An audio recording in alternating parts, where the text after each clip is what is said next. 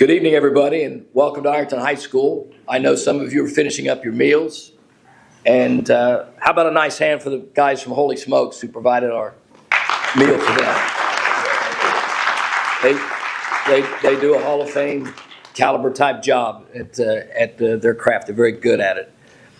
My name is Rick Maney. I'm a proud 1973 graduate of Ironton High School, and I'm the answer to a trivia question. I'm the last guy who used to call Ironton games on the radio before Jason Filion.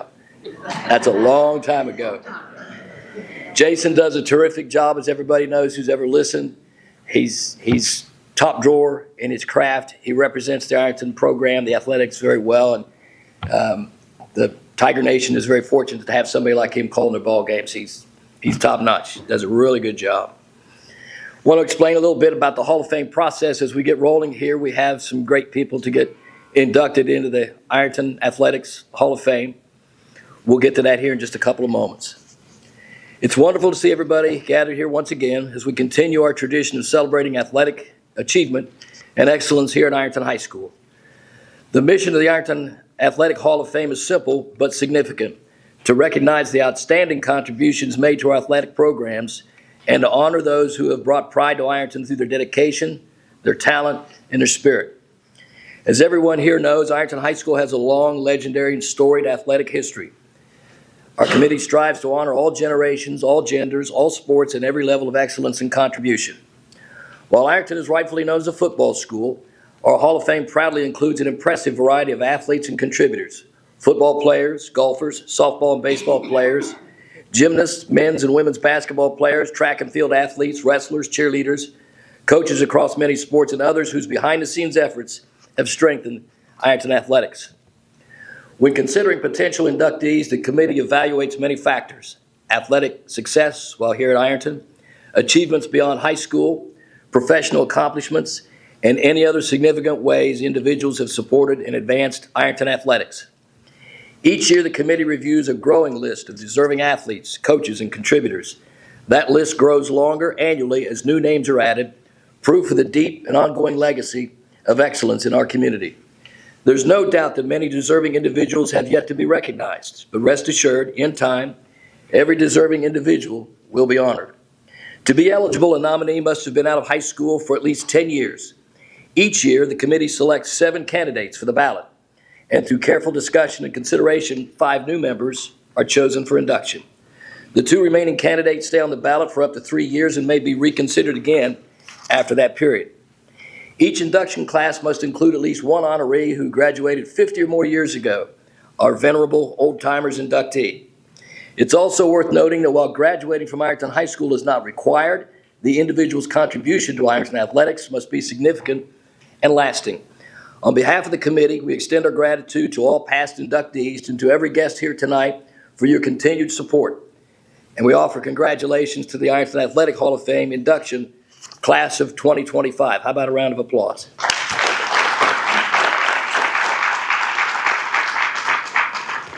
It's really impressive to see the number of Orange Blazers in our gathering here tonight from one end of the room to the other, and they represent a lot of Ironton athletic history and their contributions and their achievements while they were here as Fighting Tigers and once they moved on to other levels. So we're real tickled to have all of you here. All of you here that have an orange blazer on, just raise, I'm going to make you stand up, just raise your hand and kind of wave so everybody can see where you're seated. How about a round of applause for our past honorees? Now, originally, your programs reflected we had 5 honorees to induct into the Hall of Fame here this evening. There are 2 that were unable to be here tonight because of other commitments that took them away. Tim Hodges' family had an upcoming wedding. He will still be considered part of the class of 2025 and will roll his induction to next year. And the same is true of Ryan Hurley. He had a commitment with Ohio State Golf, I think it was, and he could not make the ceremony here this evening. He too will be recognized in the future with the 2026 class. But we have 3 terrific inductees to recognize here this evening.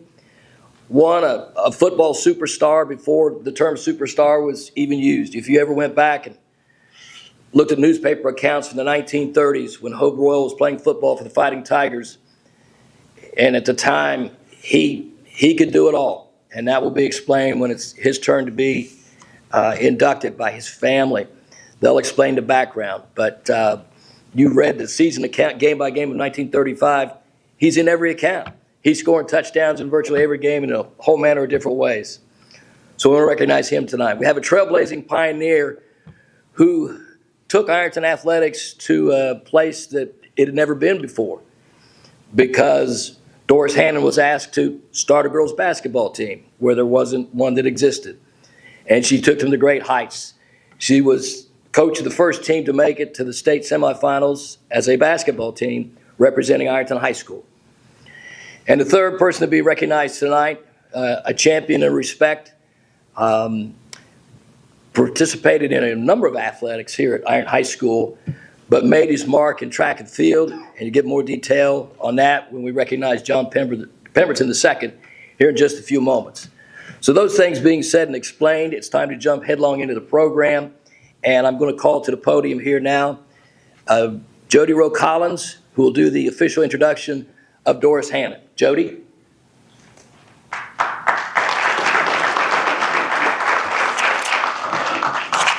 Thank you, Rick. Welcome, everyone, this evening. Honored guests, alumni, friends, and members of the Ironton Tiger family. Tonight we gather to celebrate more than games and championships. We gather to honor a life built on service, leadership, and an unwavering belief in young people. It's my privilege to introduce one of the 2025 inductees into the Ironton High School Athletic Hall of Fame, a beloved educator, coach, and community leader, Mrs. Doris Hannon. And I'm still going to call Mrs. Hannon all the way through. I've never called her Doris. But anyway, Mrs. Hannon began her service to education in 1962, spent 35 remarkable years shaping the minds and hearts of Ironton's youth before retiring in 1997.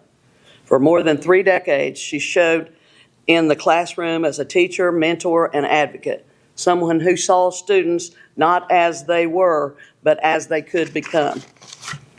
Her dedication to education helped shape generations of Tigers who went on to build lives of purpose and meaning.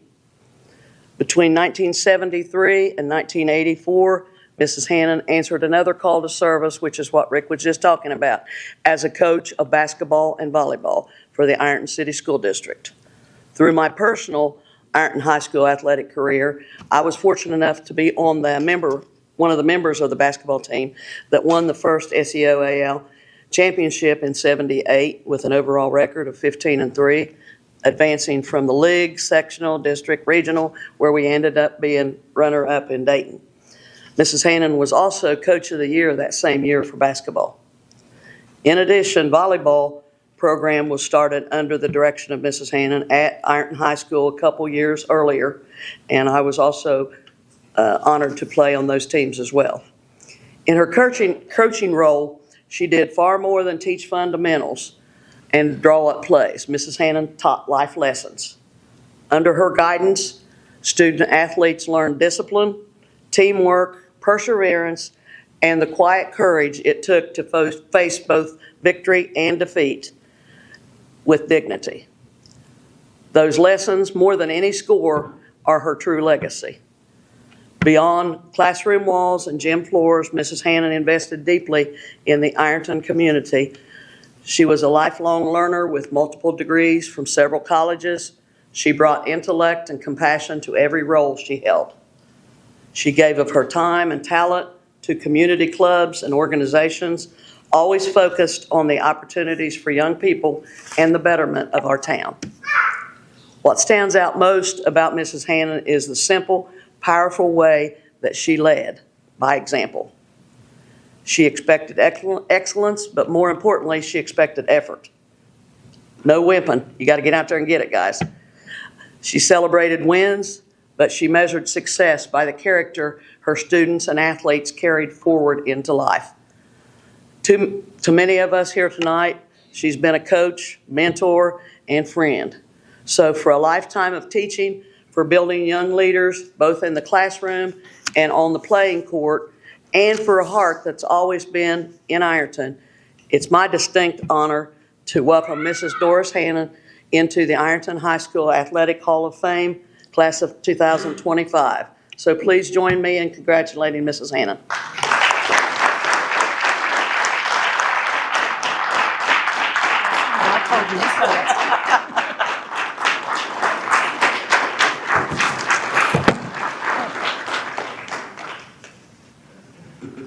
Well, I got it in my pocket. Looks good. Yeah. It's nice, huh? Thank you.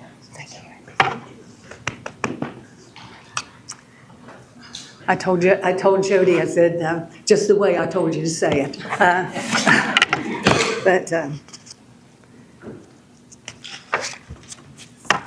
My husband insisted I bring this so that, in case there wasn't a podium, that we would have some place to put this and it'd be a lot easier. But knowing me, I brought it in and put it upside down, so I have to turn it around. So.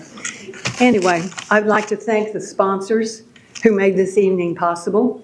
I also thank the individuals who chose the inductees for this year. And I congratulate all the other inductees for their contributions to Ironton and to the community. And good evening to all the others of you that have come this evening for this program. As Jody said, I am Doris Hannon, and I decided to be a science teacher when I was in the 9th grade. I love 9th grade science, and I just wanted to do that. So I went to school, and I used to tell my classes that I'm a success story because I'm doing what I decided to do when I was in the 9th grade. Teaching and coaching are essentially the same thing. The difference I see is that in the beginning, coaching has a little advantage over teaching, because whenever you're coaching, the people you're coaching all come out because they want to play, they want to be there, and they like what you're doing, or they wouldn't be there. That's not always the case in teaching. So in the beginning, I think coaching has an advantage. Later on, there is so much emphasis on what you're doing and so forth that sometimes it gets a little tougher as it goes along. In that first year, 73-74 season, the principal at the high school here asked me if I would start a team and coach a girls' basketball team at Ironton. And truthfully, he didn't know that I loved basketball. He had no idea, but I had always loved it. But when I was in school, girls were too delicate to play. I mean, they had a game, but it was not like basketball is today, so it was not a fun thing to do. It was late in the season, and we were in the SEOAL, and a full season would have been 12 games, but the season had already started when he asked me, so by the time we got started, we could only play 7 games. So that was our first season. I would tell you, we had a record that year of 4-3, or it could have been 3-4. I'll tell you the truth. I don't really remember, but it's been over 50 years. So, okay, we had a season of 4 games. We did have a record holder that year, and the record holder was Terry Coster. Terry was not a tall girl, who could get a lot of rebounds and put them back in. But Terry was very quick, and she was a good shot. And she ended up in a game with Chesapeake scoring 42 points in one game that year. Now, for those of you that know anything about the record, 42 points is second place in the record. First and third place was 45 and 40 points, and they were both with Ralph Snead. And that was in 1958. So we had a record player that year. But another thing we should remember is that in that year, there were no such things as three-point shots back then. So it would have been a little harder to make the points than it is now to make that many points in a game. Terry went to college at Rio Grande, and she played basketball there for 2 years and was the first girl at Rio Grande to ever get a basketball scholarship. She got a partial basketball scholarship at Rio Grande, and I think that's great. She was the first girl to ever do that. If you look at the record book, you'll find a few other girls that are prominently displayed in it. Lauren Triplett, Beth Rist, Jeanette Vinson are all in the record book. Kim Hess and Beth Riss both played at University of Charleston and were honored up there. And Jeanette Vinson was offered a scholarship to Moorhead. So we had some wonderful girls on those teams. I was lucky as a coach because the girls who tried out for my team were talented, they were hardworking, and they really enjoyed the game. Not to mention the fact that they were all nice girls. I can't even think of any real problems I ever had with them. They were all nice girls. I really never even cut people from my team because it was my theory, if you work them really good in tryouts, you'll find out who really wants to play and who doesn't.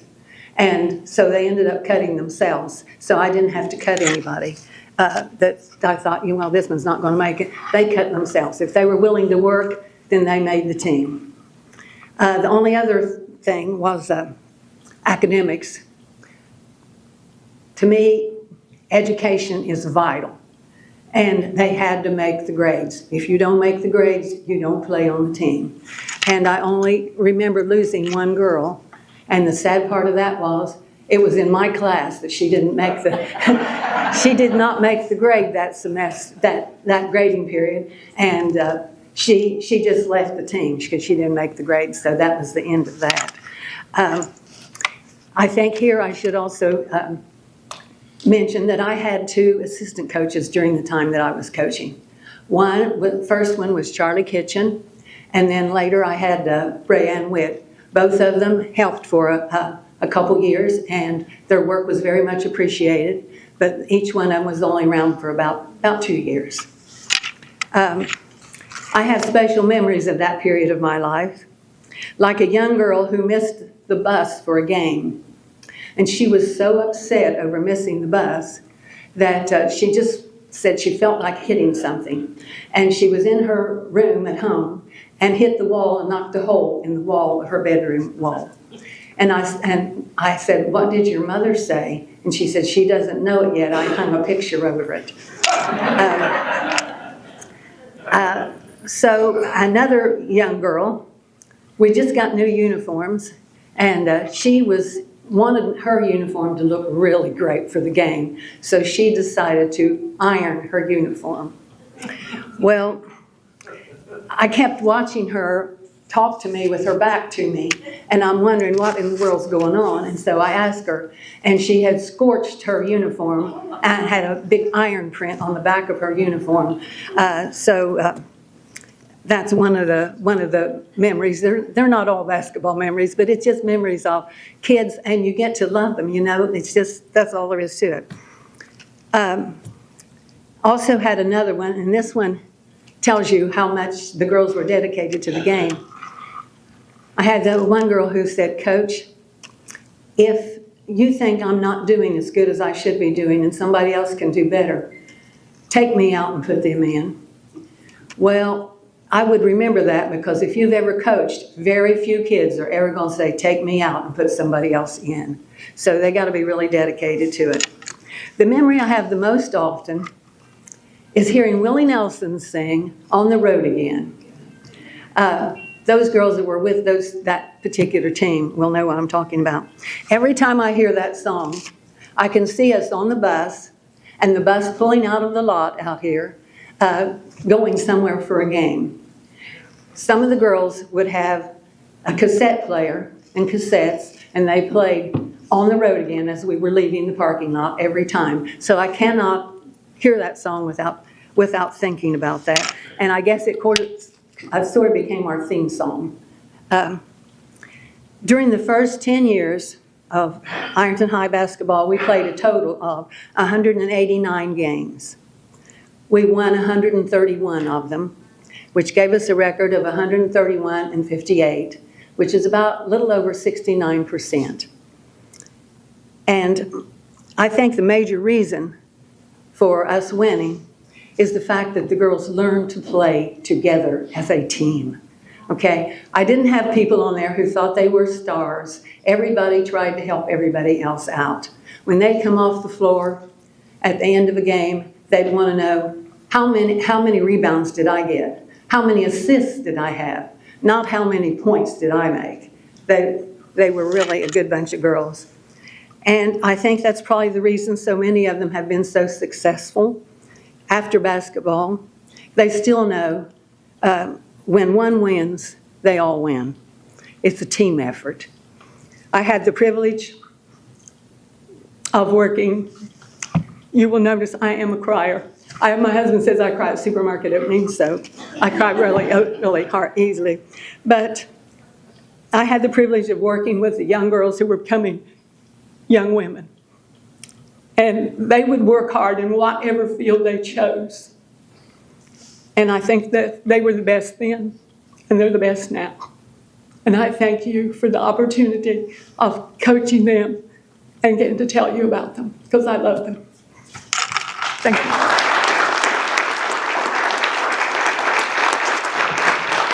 Coach Forrest Hampton, everybody.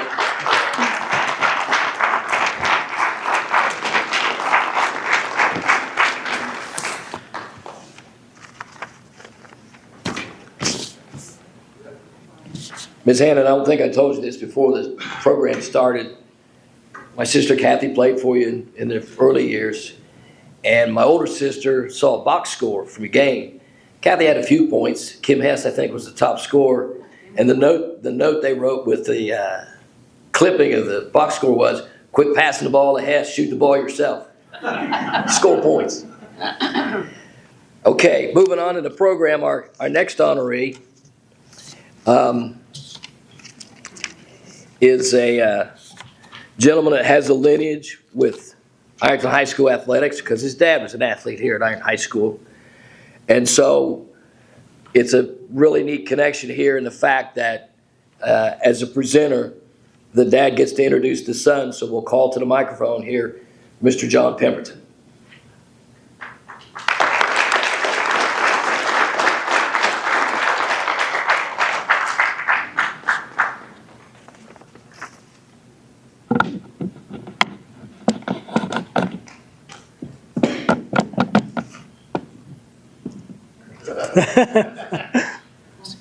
It's all right. Stand still for you.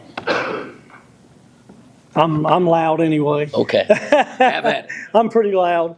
Good evening, ladies and gentlemen. My name is John Pemberton, and it's my distinct honor to introduce my son, a member of the Ironton High School class of 2007, whose athletic career and lifelong dedication to his community embodied the true spirit of the Fighting Tigers. They all call him Big John, and I call him John Pemberton II. At Ironton, John was a three-sport standout: football, basketball, and track and field. On the gridiron, he anchored the line as a defensive tackle, nose guard, and offensive tackle, where his toughness and strength helped set the tone for Tiger football.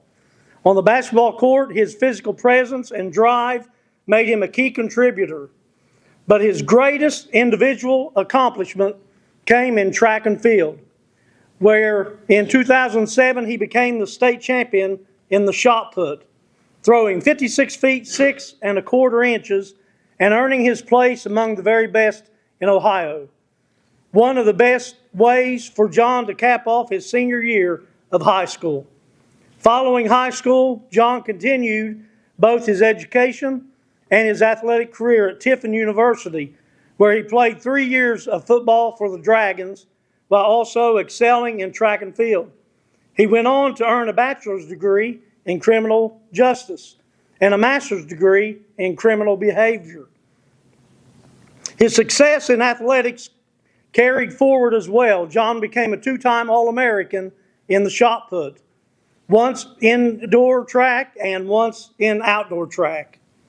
After graduation, John gave back to the sport he loved by coaching at Shawnee State University, where he was part of the MSC Indoor Conference Coaching Staff of the Year. Since then, he has remained a constant presence for Ironton Athletics, mentoring and assisting middle school and high school throwers, always ready to give back to the next generation of Fighting Tigers. Beyond athletics, John has built a career of service and dedication. He is currently a senior correctional officer at FCI Ashland.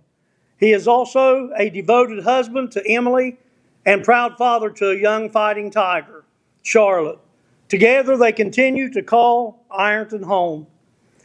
Tonight we honor John Pemberton II not only for his championships and All-American honors, but for his lasting impact as an athlete, mentor, professional, and family man.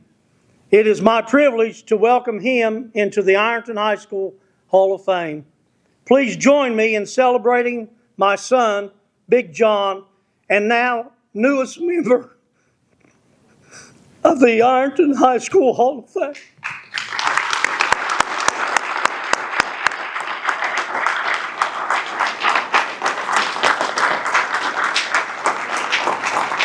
Yeah. Thank you. Hopefully I got it right.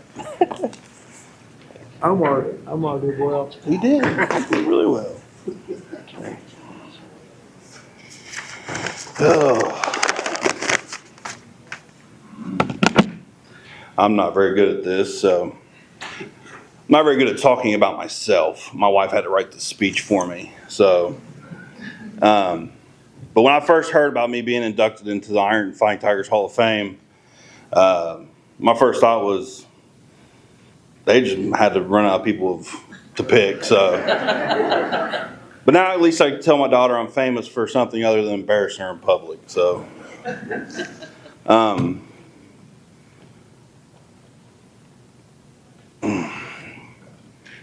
sorry. When I started with my family, my wife Emily, thank you for being my rock, holding me where I'm at.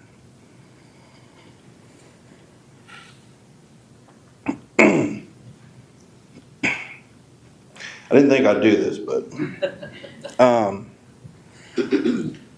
she's been through me with everything, thick and thin. She'd come get me out of the house when I was in college,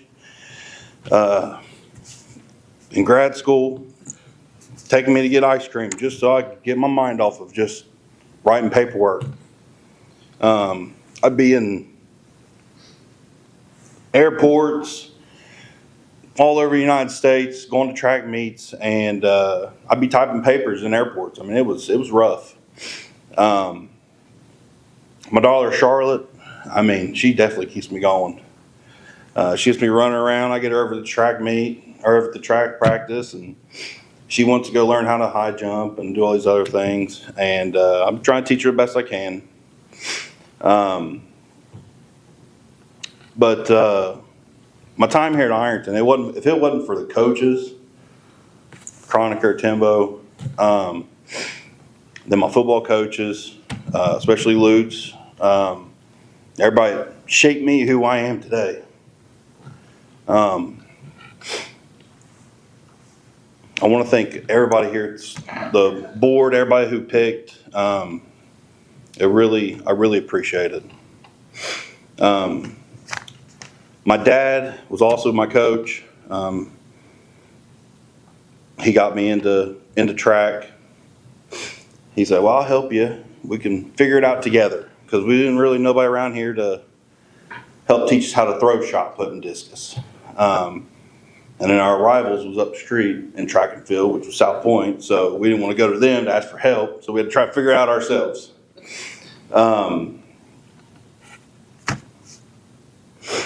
My teammates, thank you for the memories.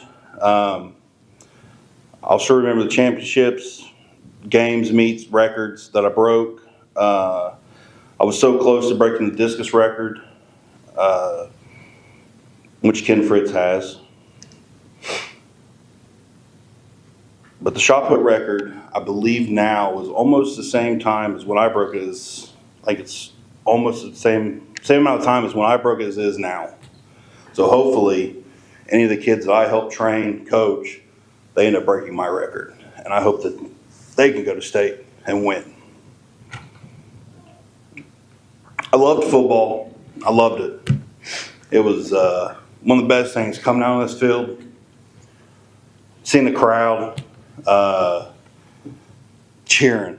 I mean, you just can't get that out of your, it's in your bones. You just feel it. When I went to college, it was sort of the same, a little bit smaller crowd, but still, you still had that feeling. But when I went on to my first conference championship in track and field in college, I was laying in the middle of the field. It was like the 45-yard line because at an indoor facility at Grand Valley State. I was laying in the middle of the field, and a couple people come over to me and said, "Hey, you need to move out of the way." And I'm like, "Why?" And they said, "Because you're going to get trampled." I'm like, "What are you talking about?" So I look up, there's nobody in the middle of the field except for me. And so I get up, I go down to the end of the field where the high jump area is. And they're getting ready to run the DMR, which I had no idea what that is at that time. And I seen teams line up all down the sidelines. The gun goes off, bang.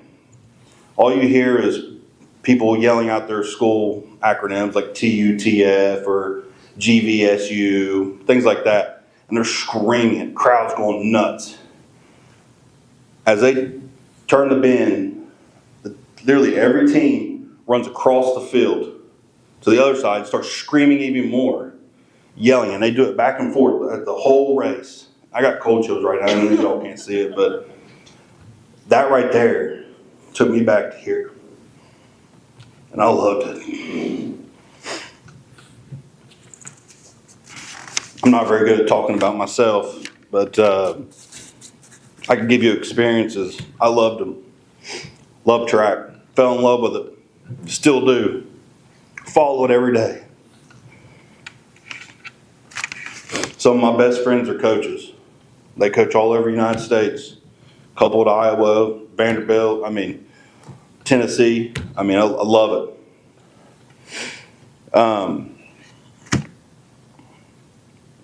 I really appreciate everyone here coming out. I hope you guys enjoy the rest of your night. And thank you for being here.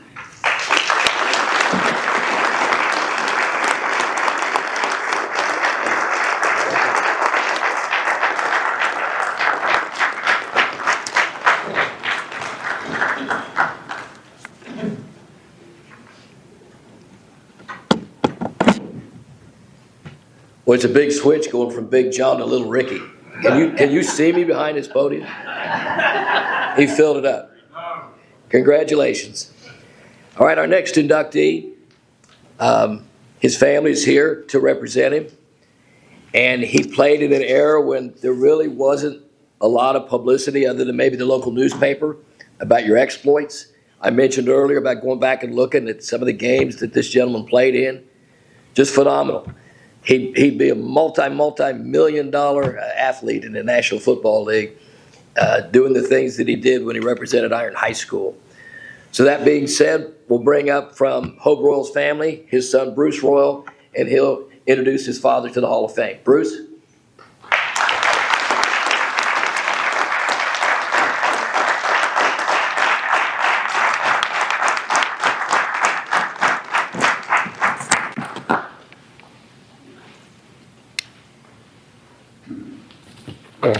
Good evening, everyone. First of all, I want to say how deeply grateful my family is to be here tonight. I know my father will be overwhelmed by this honor. He's not with us tonight, but I can feel him in spirit. I imagine him standing tall, maybe a little nervous because of all this attention, but proud, so proud. Excuse me for getting emotional. To help understand the journey of my father, we need to go back 90 years to 1935. America was a very different place back then. Our country is deep in the Great Depression, and for Black Americans, every day brought a different form of hardship. Segregation, discrimination, racism, exclusion, violence, and doors that never opened no matter how hard you knocked. Racism wasn't just a social problem. It was the system, the law, especially in the South and Midwest. It was everywhere in our communities, our schools, and in our stadiums. And yet, in the middle of all that, in a small town with the love for football, a young black teenager named Hope Royal stepped onto the field and changed everything. The reason I mention 1935 is because many say that was the year that started the legacy of Arlington High School football.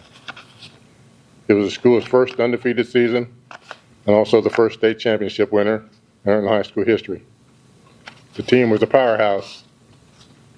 They had a future National Football League Hall of Famer, named George McAfee. Their coach, Mr. Richard Dick Gallagher, became the general manager of the National Football League Buffalo Bills and the second director of the National Football League Hall of Fame. Very impressive indeed. Unfortunately, due to the times, my dad didn't have that same opportunity.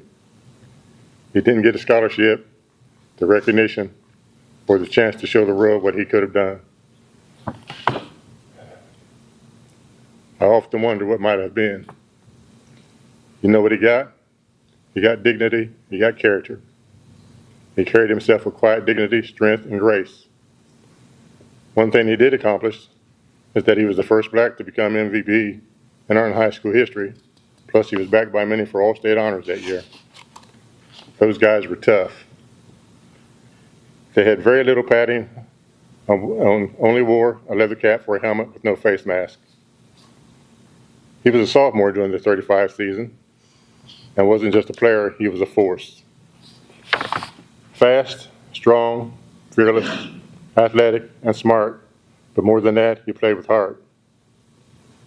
He played on both sides of the ball, dominating both offense and defense. He was a diminutive player, standing only around 5'9", 5'10", and weighed 130 to 135 pounds. He was known to score in any way possible.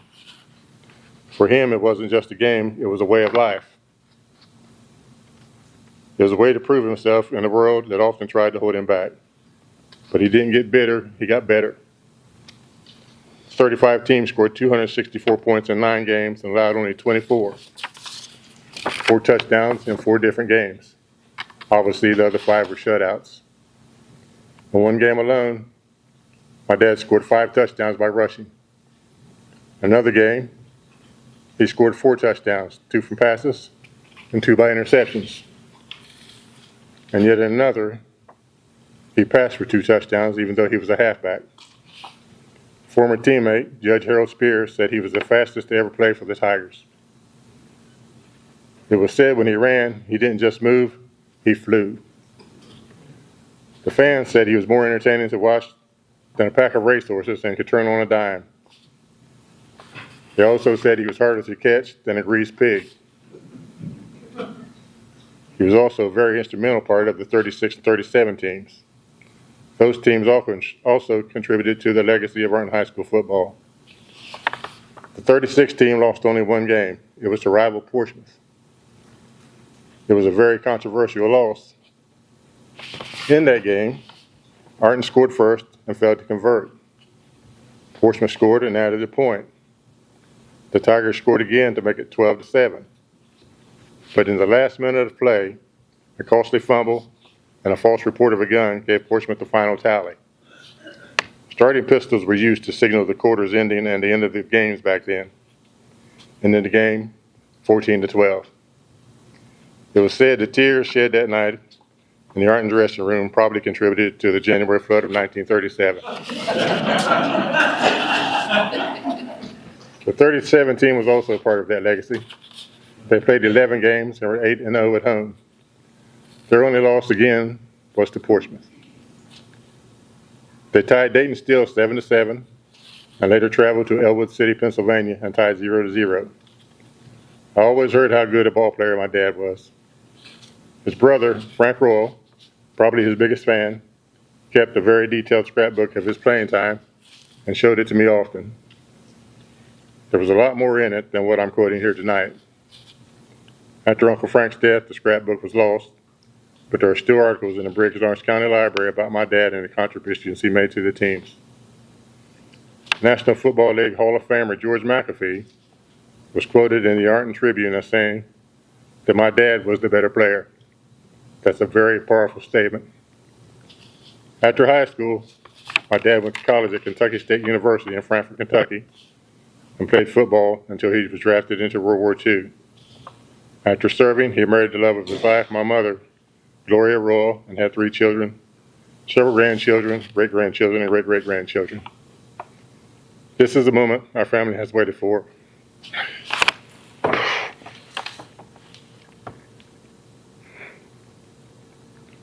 Not with bitterness, but with pride.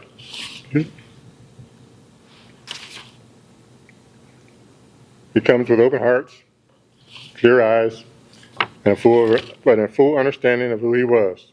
Tonight, we make it official. Dad, your family is proud of you, and I'm so proud to be your son.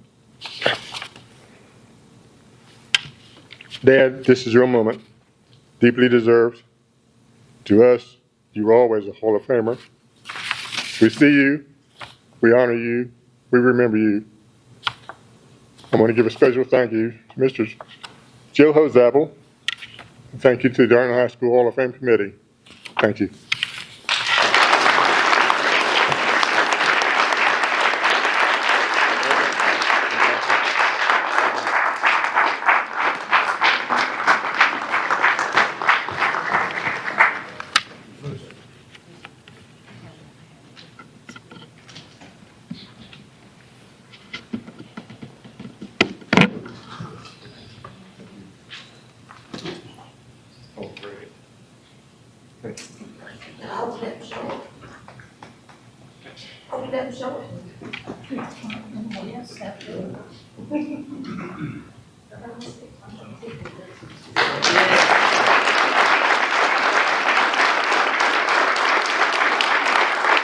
You're good. Hope Royal, our last inductee of the class of 2025, John Pemberton II, and Doris Hannon. How about a round of applause for all of our honorees?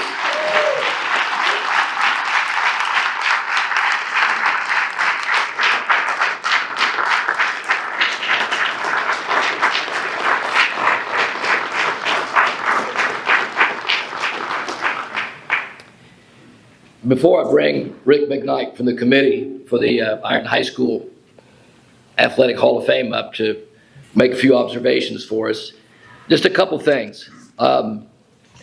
There's a line in our alma mater, the school song. If you stop and think about it and you have a long enough memory, you can still remember Paul Houston singing it before every ball game out here at the stadium. It's kind of unmistakable. If you experienced it, it's kind of unmistakable. But there's a line in the song where it says, in the alma mater itself, where it says, "We will ever stand beside you, you will never fall." I doubt that there's a person in this room tonight that would not stand by that phrase, that will always stand with Ironton. Whether it's athletics or the school at large, you all wouldn't be here tonight without having a certain amount of pride of having walked through the hallways of Ironton High School and been part of it. So I wanted to share that. And another thing, and I thought of this, I spoke to Joe Fletcher over here on my right earlier when we were starting to eat supper. And every once in a great while through social media, which can be a good thing, Joe and I will have a little exchange about something, probably sports, probably Ironton athletics. And Joe always closes out with this line back to me. And we say it if we happen to see each other in the parking lot for a ball game. And the line rings true for all of our honorees and all of your families. And it goes, once a fighting tiger, always a fighting tiger. And I honestly believe that, and I hope you all feel the same way.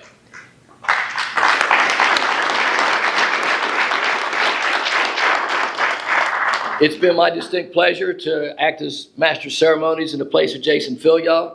I'm going to turn the microphone over now to Mr. Rick McKnight from the Hall of Fame Committee.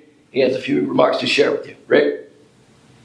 Rick, thank you for stepping in and just jumping in and taking time to replace Philly, which it's hard to replace Jason, but You're right.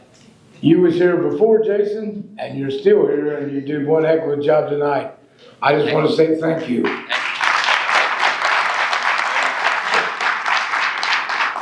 First of all, I'd like to to introduce our committee, and there's some people we gotta thank.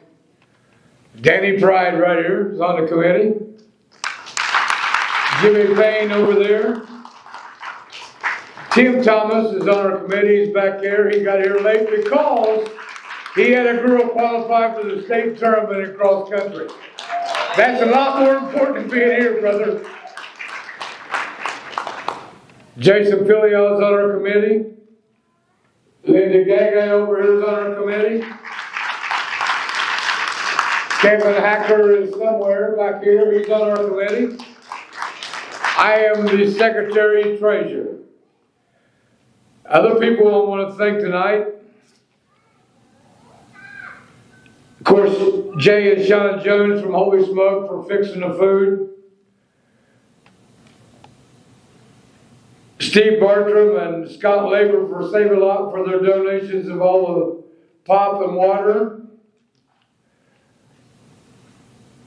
Dave Phillips, Mike Southers, Jimmy Payne, Tackus Body Shop with Vicki Bertram for donations money-wise to help keep the Hall of Fame going.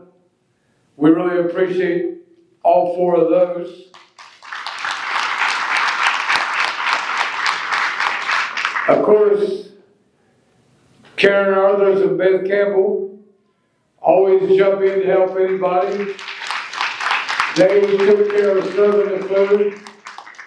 And if there ever was a true Tiger, she's sitting right there. And that's Beth Campbell. You can call her at 5 o'clock in the morning or 4 o'clock in the morning and say a kid needs something, boom, Beth's up and gone. Guaranteed. One of the best. Tommy Littner for the desserts and the shadow boxes. Big thank you to Tommy Littner, who I call Raquel, but her real name is Tammy. I've known her since high school, so I can call her Raquel. Also, Chris Billings and Christy Smith for the decorations and the tablecloths. They do a great job every year. Randall Crank back here going to do the video, has been doing the videos. I talked to him last night. He had 2 other engagements going because I forgot to talk to him earlier. Somehow he got out of them 2 engagements he had, and he's here, and I, for one, appreciate all the photography work he does for art and high school athletics. Thank you, Randall.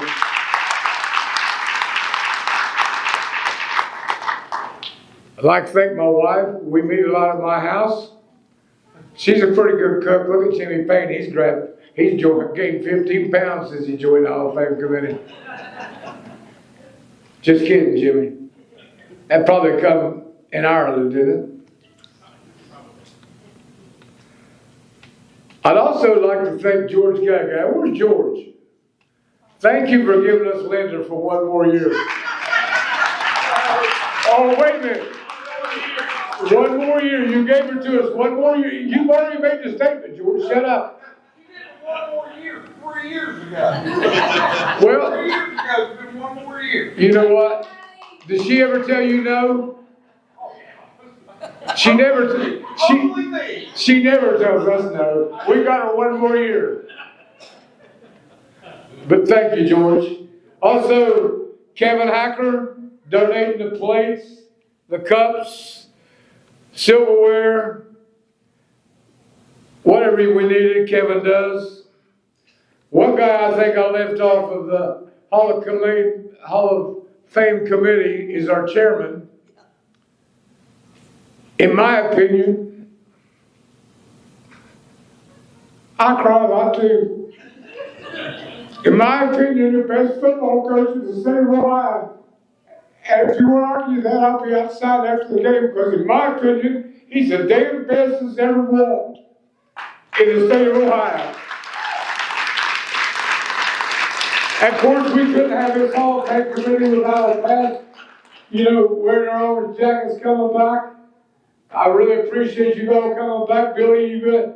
Thank you, Ms. Walker and Beth, all you, Bubby over there. I really appreciate all you guys coming back. Next year is going to be a little longer of celebration because, like Rick said, we delayed 2. Tim Hodges' son's getting married today. That's a good reason for his family and his wife not to be here. And Ryan had prior engagements with the Ohio State golf team. We're going to induct them two next year. So it'll be a little longer, so pack your bags. But we're not going to let Danny talk, so we'll be okay. Long-standing joke. We haven't figured it out yet. We should have put a timer on both of them. Whether Danny talked the most or Clark Collins talked the most. Boy, we voted for you, Danny.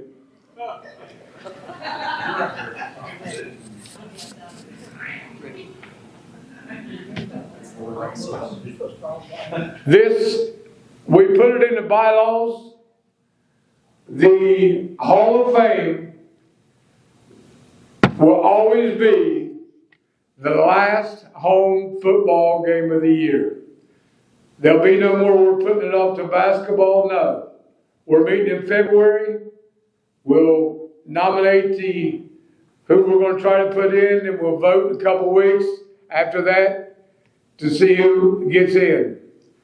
You know, I get calls all the time that people need to be in the Hall of Fame, but let me tell you, there's a list right now of over 600 names of ardent athletes to go in the Hall of Fame. It's not, art is just not an everyday thing. I mean, there's that, you go back, way back when, there's guys and girls that deserve to be in the Hall of Fame, and eventually we'll get to you, I promise you. Just stick with us, we'll get with you. Doris, thank you for starting art and girls basketball. And I'm sorry I got a penalty last night, almost got you run over at the football field. But I did talk to the head official, Rick Bird, and he said he'd hold the game up. Well, he did. He held it right towards us. I got a dirty look from Pendleton. And I also got a few words from Tom Caskey. He said that was his first penalty ever for delay a game. But to me, the Hall of Fame was more important than beating Portugal last night because it's already beaten them. So they couldn't come back. So the Hall of Fame is a lot more important to me than that. But it's always been my pleasure to be in here. It's always been my pleasure to be the secretary and treasurer of one great bunch of individuals. Here you go, Ricky. Thank you, Rick.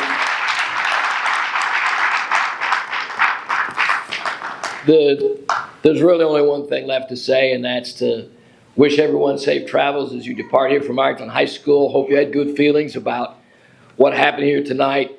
Our three newest honorees into the Hall of Fame of Athletics here at Ironton High School.